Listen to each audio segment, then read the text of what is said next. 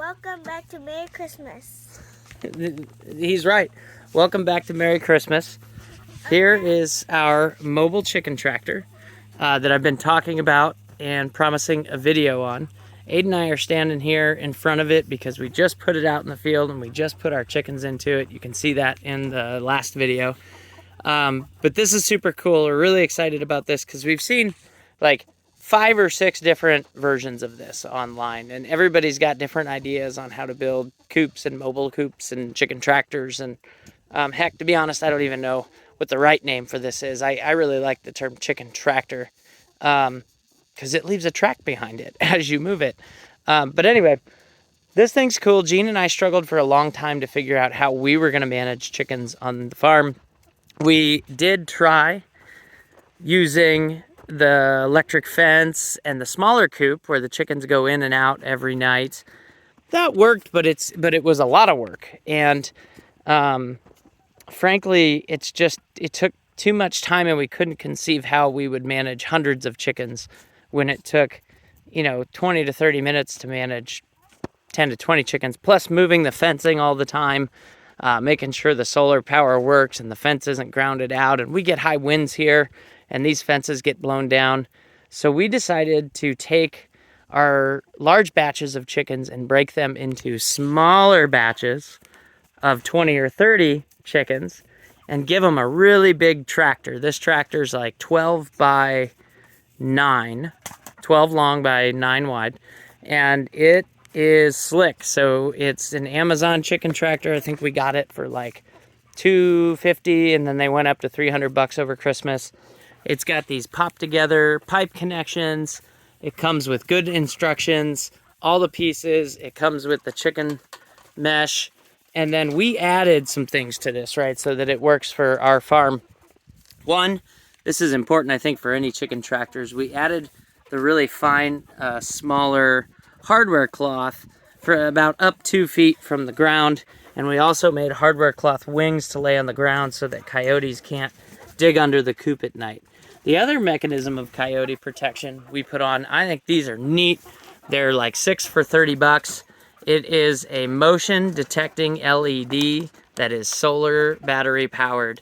So you just hang these puppies on the coop, hit the button to the mode you want, and you're off to the races. These are super neat. We're going to put them on every one of our coops because there's no better way to scare a predator that likes to creep around in the night away than shining a bright light in its face. Okay, then Gene found these really cool polyweb tarps because it does get windy and it does get cold here. And we thought it better than just leaving it exposed to have one more layer of kind of sun, wind, rain, water protection. Here's our motion lights. They are double-sided tape stuck on the side of the tarp. The coop itself came with another tarp that is just big enough. I'll walk you inside and show you in a second here. But you can see there's a second tarp in there. That came with the coop. And in the summer, what we'll probably do is peel back this tarp and just let that tarp be on there. But for the winter, we're trying to give these guys a little bit better conditions. I don't think we need to because they're chickens and it really doesn't get below 20 here. But it just seemed like the right thing to do, so we did it. It also seems like just one more layer of protection from predators. So again, we've got our chicken mesh around the bottom. Security lights on the back, 2 foot of that smaller 1/2 inch by 1/2 inch chicken hardware cloth coming up. And then let me take you inside and show you how cool this thing is. So the door and everything came with the coop. All right, and then we were trying, the one challenge with this was, how do we build this as lightweight as possible? And come on in, buddy. So how do we build this as lightweight as possible?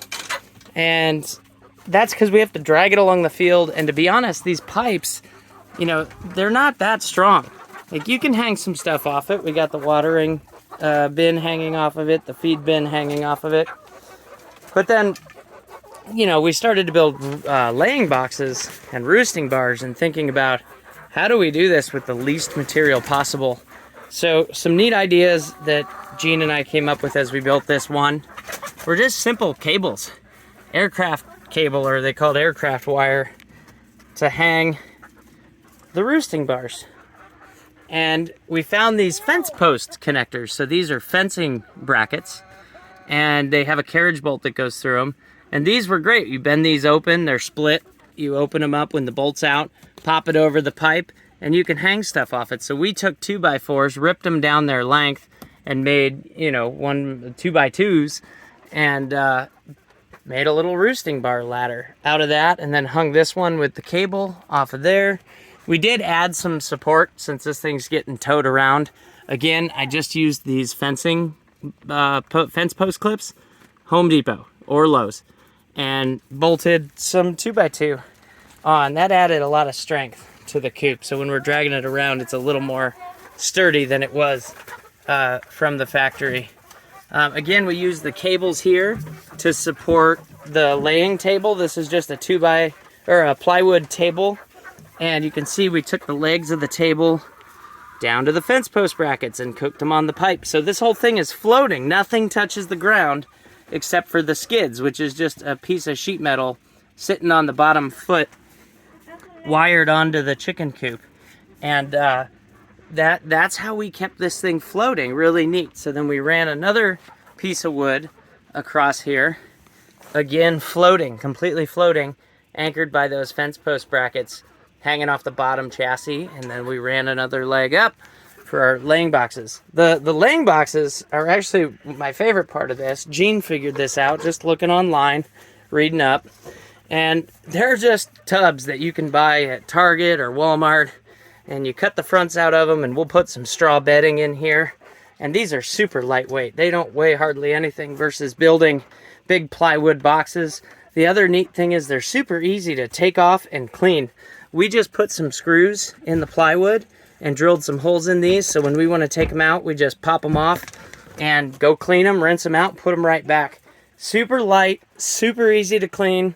We got a little ramp that plugs into the holes here and is a ramp for the chickens that we can take on and off, so that when we don't want them to have access to the lay boxes, they don't have it. But when they want it, it's time to lay, we can control that, and it keeps them from trying to sleep in these boxes and other things, which just makes a mess. So it helps us control when the chickens know and go lay versus know to be on their roosting bars. So that's it. This is our chicken tractor. We are super excited about this. We're going to build 3 more of them. The parts just came, and we're going to have our work cut out for us this week over Christmas. But thanks for watching this video. If you have any questions about the chicken coop, feel free to post them in the comments below, and I will do my best to answer those questions. But super light. We drug this thing out here with the tractor today, and we loaded our chickens into it, and they're rocking and rolling already. Merry Christmas, everybody. Have a good day. Don't forget to subscribe this video. I hope you enjoy. Bye.